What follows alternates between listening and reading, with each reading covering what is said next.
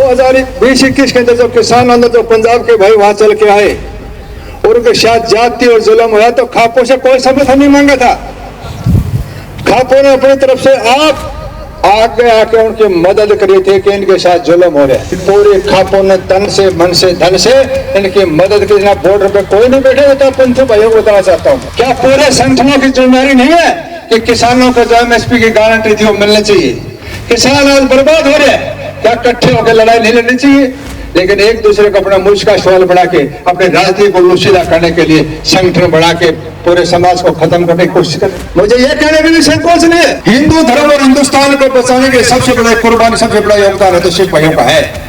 लेकिन आज इकट्ठे नहीं हो रहे। इस सरकार देश को चलाने के लिए जिस प्रकार की पॉलिसी चल रही है, आप देखिए देश कहां जा रहा है। हमारा जो भाईचारा था क्षत्रिय बिरादरी का, सारे सौदे को ताना बाना खड़ा दिया। जब संगठन मजबूत होता है, लाखों की तादाद में लोग चलते हैं। जब ताकत से सरकार को झुकना पड़ता है, चाहे कोई भी हो, बड़े से बड़े तमाशा इसको भी झुकना पड़ता है। लेकिन अब ये सड़क हमारी कमजोरी है जिसका फायदा सरकार उठाती है। 85% जनता मजबूत होगी तो देश अपने आप मजबूत होगा। लेकिन आज कागार बच्चों के लिए पढ़ाई के लिए फीस नहीं, कापी किताब नहीं, लेने के लिए घर नहीं, लड़की की शादी का मकान नहीं बनता, जमींदार का कितना बुरा हाल है। लेकिन सरकार चाहती है कि गरीब गरीब होता चला जाए। क्या यह प्रोग्रेस है? ये बर्बादी का कागारा देश कहां जा रहा है? मेरे बुजुर्गों भाई, अभी भी समय जागने का, कबीर ने भी कहा है, यही वक्त है मेरा साथ, यही समय जागेगा।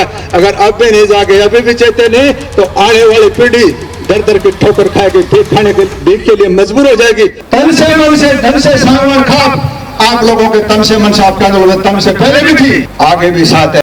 मैं ये कहना चाहता हूं कि हर एक को अधिकार अपनी बात रखे, लेकिन मैं 2-3 बात आपको बताना चाहता हूं जिस मकसद के लिए हम यहाँ इकट्ठे हुए हैं। 1907 में किसान आंदोलन चौधरी अजीत सिंह, चौधरी भगत सिंह चाचा जी के नेतृत्व में चुनाव अपना आंदोलन चला, कामयाबी मिली। 1937 में चौधरी छोटूराम के नेतृत्व में किसान आंदोलन चला, कामयाबी मिली। और 2021 में दुनिया का सबसे बड़ा आंदोलन था। और मैं भाइयों को बताना चाहता हूं, 2-3 बात आपको बताना चाहता हूं जो आपके संज्ञान में शायद है, लेकिन मैं बताना चाहता हूं। 2020-21 में भी जब जब समाज में कोई जुल्म होया, सरकार हो या कोई भी ताकत हो, तो जुल्म के खिलाफ लड़ाई लड़ने का काम खापों ने किया। मुसलमान बादशाह से लेकर अंग्रेजों से लेकर चाहे सरकार में हो। 2020-21 के अंदर जो किसान आंदोलन जो पंजाब के भाई वहां चल के आए और उनके साथ जाति और जुल्म हुआ तो खापों से कोई समर्थन नहीं मांगा था।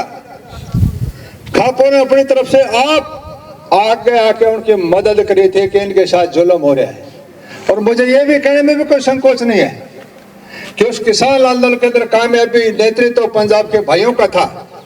लेकिन पूरे खापों ने तन से मन से धन से इनकी मदद की। ना बॉर्डर पे कोई नहीं बैठे होता। पंथी भाइयों को बताना चाहता हूं, मैं पूरा हरियाणा 36 बिरादरी के तमाम भाइयों ने कंधे से कंधा मिला के कामयाबी मिली थी।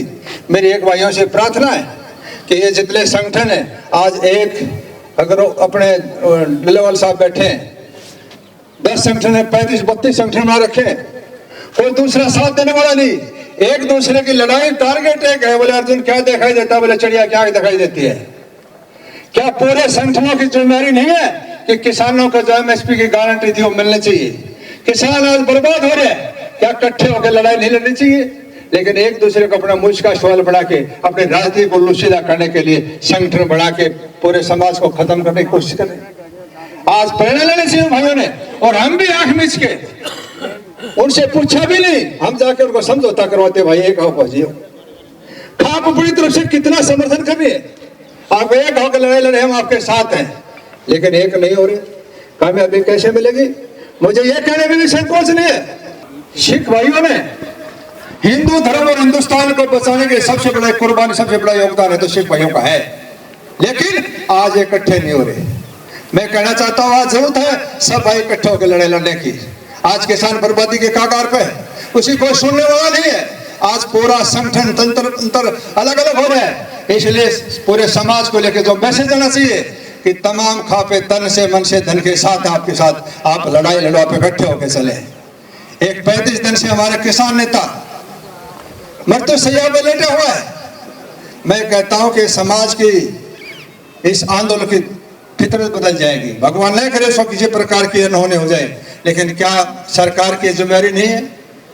इस सरकार इस देश को चलाने के लिए जिस प्रकार की पॉलिसी चल रही है, आप देखिए देश कहां जा रहा है। हमारा जो भाईचारा था क्षत्रिय बिरादरी का, सारे सौदे को ताना बाना खड़ा दिया। बीसी के अंदर भी दो, ये जाट, ये छत्तीस बिरादरी, सारा सौदा। हम अपने आप को देखिए, हम कहां जा रहे हैं, हमारे बच्चों का भविष्य क्या है, हमारा समाज का भविष्य क्या है। इसलिए मेरे भाइयों से प्रार्थना है, जितने भी संगठन है 35 है 40 है, पंजाब के संगठन है, लेकिन हरियाणा के अंदर, उत्तर प्रदेश के अंदर, राजस्थान के अंदर खापे हैं।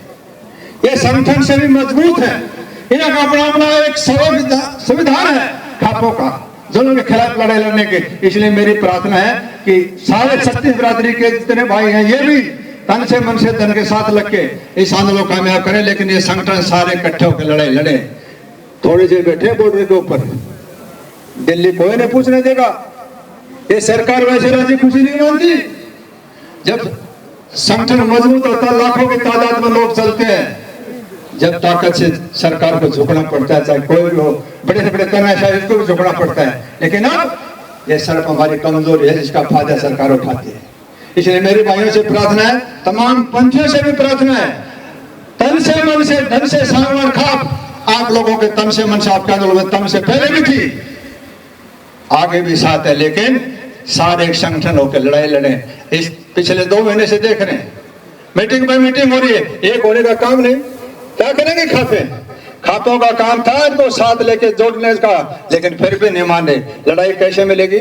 इसलिए भाइयों से प्रार्थना है, सारे मिलकर इकट्ठे होकर लड़े, कामयाबी मिलेगी। सरकार को नतमस्तक हो, मैंने तो पहले भी कहा था कि सरकार ने 3 कानून वापस लेने पड़ेंगे, और सरकार ने 3 कानून वापस लिए थे। लेकिन आपकी कमजोरी का, भाई कमजोर चाहे पड़ोसी हो, कमजोरी चाहे किसी की हो, विरोधी तो फायदा उठाएगा। इसलिए जो क्लास नहीं है, इस क्लास को एक करके मजबूती के साथ आगे बढ़ेंगे तो कामयाबी मिलेगी। सरकार को आपकी बात माननी पड़ेगी, और किसानी बचेगी तो देश बचेगा। इस देश के अंदर सबसे बड़ा योगदान इस कोरोना काल में भी, दुनिया की एमएसपी सब कुछ जो इनकम की जो सोर्स थे खत्म हुए, लेकिन हिंदुस्तान के किसान भाइयों ने जीडीपी जैसी की तैसी किसानों की बदल से थी हिंदुस्तान की, लेकिन सरकार इसको भूल रही है। इसलिए जरूरी है इस किसान तंत्र को मजबूत करने के लिए, जो छोटी किसानी है, जो 85% जनता अपना खुद का पेट पाल रही है, सरकार को इनका समर्थन करना चाहिए। जब ये 85% जनता मजबूत होगी तो देश अपने आप मजबूत होगा। लेकिन आज कागार बच्चों के लिए पढ़ाई के लिए फीस नहीं, कापी किताब नहीं, देने के लिए घर नहीं, लड़की की शादी तो मकान नहीं बनता, जमींदार का कितना बुरा हाल है। लेकिन सरकार चाहती है कि गरीब गरीब होता चला जाए। इनकी पॉलिसी है, ये गरीब 5% हिंदुस्तान के प्रॉपर्टी 5% आदमी में पास होने चाहिए, और 95% लोग सिर्फ 5 किलो दाना, 2 किलो गुड़, 1 बोतल के सरसों देने के तेल का देने से ही आदमी अपने आप की प्रोग्रेस मान रहे हैं। क्या यह प्रोग्रेस है? ये बर्बादी का कागारा देश कहां जा रहा है? मेरे बुजुर्गों भाई, अभी भी समय जागने का, कबीर ने भी कहा है, यही वक्त है बेरा साधो, यही समय जागने का। अगर अब भी नहीं जागे, अभी भी चेते नहीं, तो आने वाली पीढ़ी दर दर की ठोकर खाएगी, भीख के लिए मजबूर हो जाएगी। इसलिए हमारा स्वयं कर्तव्य बनता है कि हम अपनी आने वाली नस्ल को बचाने के लिए, मजबूत सिस्टम बनाने के लिए, भविष्य को साथ बनाने के लिए आज से प्रेरणा लेके कसम खा के जाएं कि हमने इस लड़ाई को लड़ना है, कामयाब करना है, अपने बच्चों को, भविष्य को, अपनी नस्ल को बचाना है। पुनः मैं भाइयों को विश्वास और भरोसा देना चाहता हूं, पूरी सांगवान खाप तन से मन से धन से, पहले भी आप लोगों के साथी, किसान आंदोलन के साथी, आज भी एक किसान के घर में पैदा है, एक किसान की तकलीफ को अच्छी तरह जानते, सब मिलकर लड़ाई में कामयाबी मिलेगी। और मेरी पंथियों से भी जितने भी किसान संगठन है, सब एकजुट होकर लड़े कामयाबी मिलेगी।